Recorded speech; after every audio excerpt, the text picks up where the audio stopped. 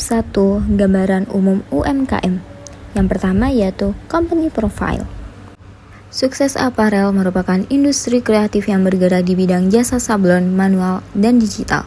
Sukses Apparel didirikan pada tanggal 2 Mei 2016 di kota Kepanjen, Malang dengan tujuan untuk memenuhi akan kebutuhan jasa di bidang konveksi maupun jasa sablon kaos yang mengedepankan kemudahan dan kecepatan dalam pelayanan.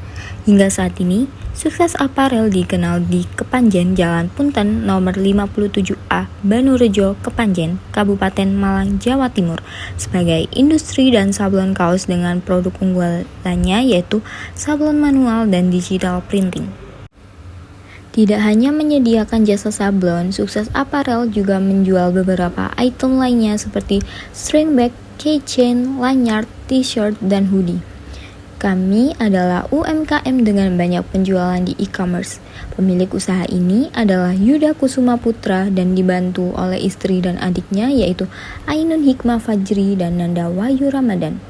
Usaha ini memiliki banyak penjualan di e-commerce seperti Shopee dan Tokopedia. 4 tahapan CRM. Program Customer Relationship Management atau CRM diimplementasikan dengan tujuan utama untuk mengidentifikasi dan mengenali pelanggan yang setia terhadap perusahaan.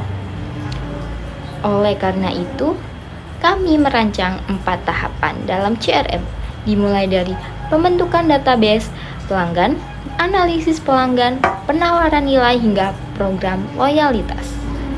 Dalam upaya menemukan pelanggan yang setia, langkah awalnya adalah mengumpulkan data pelanggan melalui pembentukan database yang selanjutnya akan disaring untuk membentuk portofolio pelanggan potensial.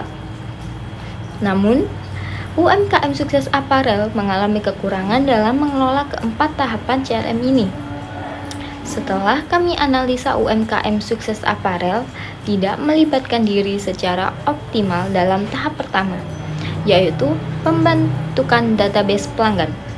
Oleh karena itu, kami memberikan saran agar UMKM Sukses Apparel meningkatkan pencatatan database pelanggan yang akan diuraikan secara rinci pada tahapan berikutnya.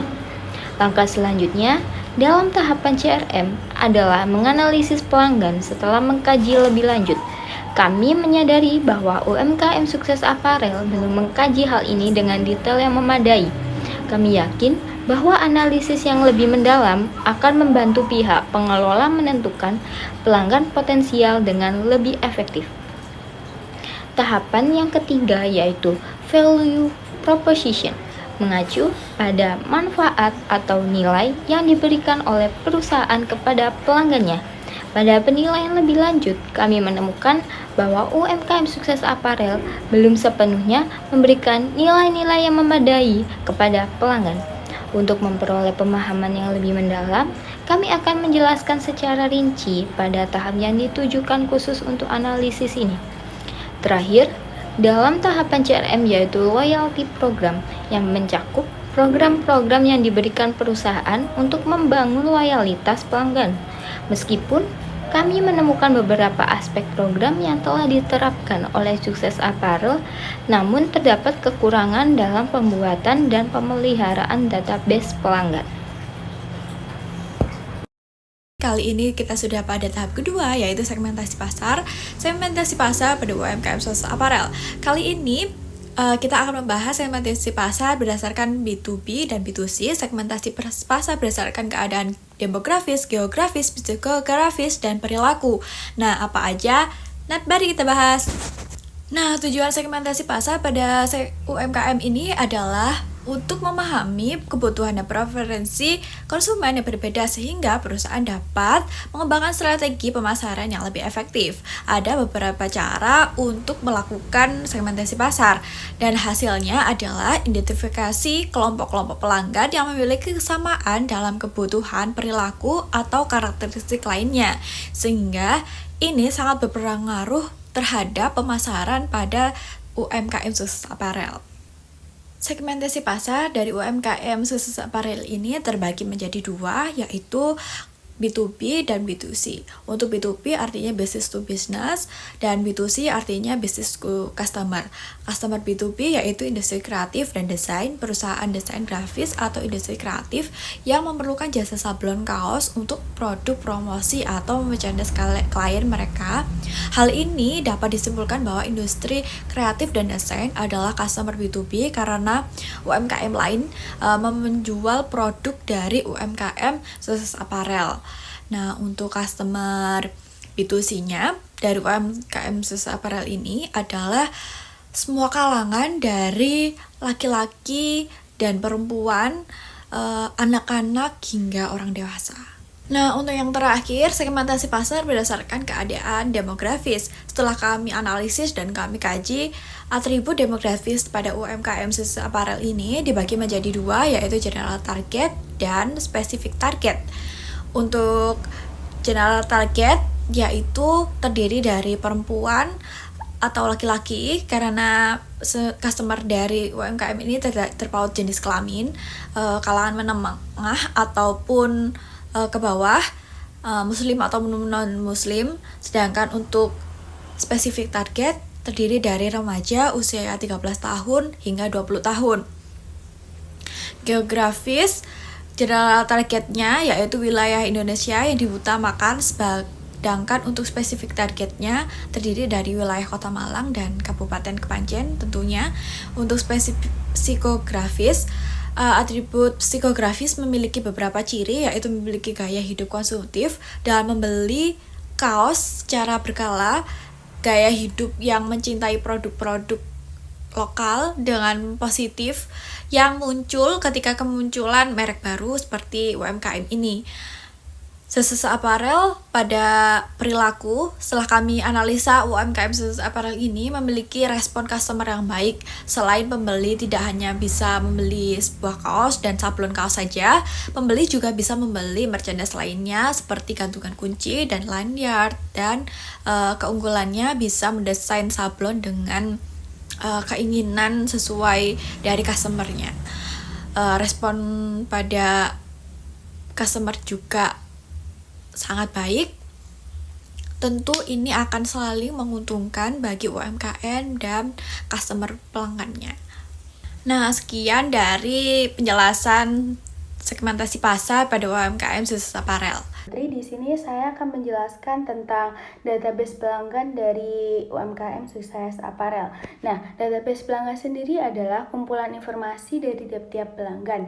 Disebut kumpulan informasi karena memuat nama, alamat rumah, nomor telepon, data pribadi lainnya seperti tanggal ulang tahun hingga alamat email pelanggan. Dengan adanya customer database akan lebih mudah melakukan kegiatan promosi dibandingkan dengan menemukan pelanggan baru. Selain itu, biaya yang dikeluarkan juga menjadi tidak terlalu mahal, sehingga dapat membuat penghematan biaya pada promosi produk baru. Nah, Sukses Aparel ini sendiri belum mempunyai database pelanggan dikarenakan pemilik tidak melakukan pencatatan setiap pembelian. Padahal database pelanggan ini dapat digunakan sebagai petunjuk arah penjualan agar produk Sukses Aparel ini dapat memasuki pasar yang tepat. Oleh karena itu, kami merancang sebuah strategi agar pendataan database pelanggan dapat terkelola dengan baik. Sekaligus hal ini untuk mengetahui mana pelanggan yang loyal terhadap produk Sukses Aparel ini. Kami membuat barcode yang nantinya akan tersambung di Google Form. Barcode tersebut diletakkan di toko offline dan juga online.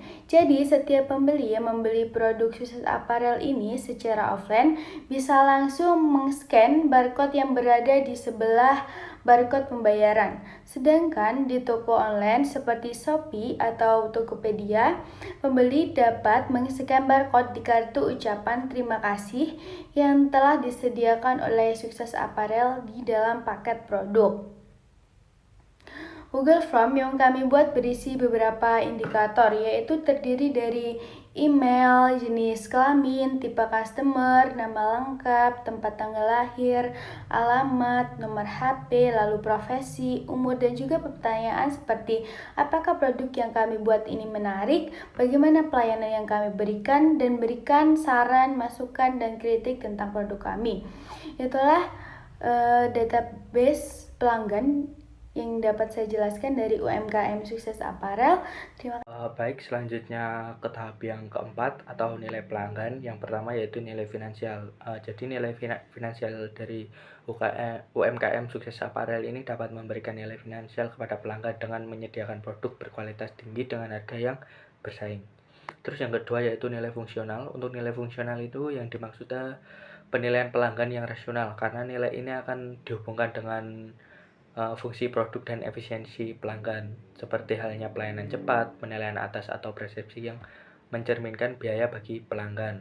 Setelah kami kaji dan analisis lebih dalam, pelayanan yang ada di UMKM ini tergolong cepat dan bebas desain. Terus selanjutnya yaitu yang ketiga, nilai emosional. Untuk nilai emosional ini yang dimaksud yaitu memberikan pakaian berkualitas tinggi kepada pelanggan, seperti halnya kayak distro atau pesaing lainnya. Terus yang keempat yaitu nilai spiritual. Untuk nilai spiritualnya sendiri itu yang dimaksud jika UMKM Sukses Apparel mengusung nilai-nilai berkelanjutan dan etika bisnis dalam praktik bisnisnya, seperti penggunaan bahan ramah lingkungan atau dukungan pada pekerja lokal. Hal ini dapat menciptakan nilai spiritual bagi pelanggan yang peduli dengan dampak lingkungan dan sosial dari pembelian mereka. Nah, selain kepuasan pelanggan, terdapat program dalam mengetahui loyalty program tersebut, yaitu diantaranya ada relationship, retention, referral, dan recovery. Relationship ini berkaitan dengan hubungan dengan pelanggan. Dalam menjalin hubungan ini, UMKM ini sudah menghadiri berbagai acara seminar dan pameran fashion yang ada di Malang. Terus yang kedua yaitu referral yang dimaksud dalam referral ini yaitu ketika customer suatu merekomendasikan ke customer lainnya. Terus yang ketiga retention. Untuk retention yang dimaksud yaitu berkaitan dengan penjualan. Dalam UMKM ini untuk menerapkan beberapa hal diantaranya seperti diskon dan voucher atau maupun cashback dan lain-lain. Untuk yang keempat yaitu recovery. Yang dimaksud untuk recovery sendiri yaitu bagaimana cara dari pihak UMKM untuk menjaga pelanggannya tetap aktif. Selanjutnya yang ke tahap yang kelima yaitu peramalan penjualan. Yang pertama itu kita dapat memperluas pasar. Nah, memperluas pasar ini merujuk pada strategi atau upaya yang dilakukan oleh perusahaan untuk menjangkau lebih banyak pelanggan atau segmen baru. Selain itu ada beberapa cara untuk bisa dilakukan untuk meningkatkan pangsa pasar, yaitu diantaranya menambahkan produk atau layanan baru, menjual produk dan layanan pada pelanggan yang sudah ada dengan peningkatan jumlah, terus melebarkan pasar ke daerah baru, menargetkan pasar secara pelanggan baru, masuk pada sistem penjualan baru, dan selanjutnya yaitu yang kedua yaitu inovasi produk. Pada saat ini produk atau layanan dari Sukses Apparel ini bisa dikatakan sudah lengkap dikarenakan banyaknya beberapa desain yang sudah memiliki target pasar masing-masing. Nah, selanjutnya yang ketiga yaitu pelayanan kepada customer. Dalam pelayanan customer ini kita harus memaksimalkan sebaik mungkin. Meskipun UMKM Sukses Apparel ini lebih sering menggunakan sosial media atau yang sering digunakan itu WhatsApp, kita juga harus menjaga keramahan supaya dari pelanggan tersebut merasa nyaman ketika berbelanja di Sukses Apparel. Untuk yang keempat yaitu manajemen keuangan. Untuk saat ini pengolahan keuangan Sukses Apparel ini masih menggunakan pembukuan yang manual. Untuk yang kelima pengembangan promosi.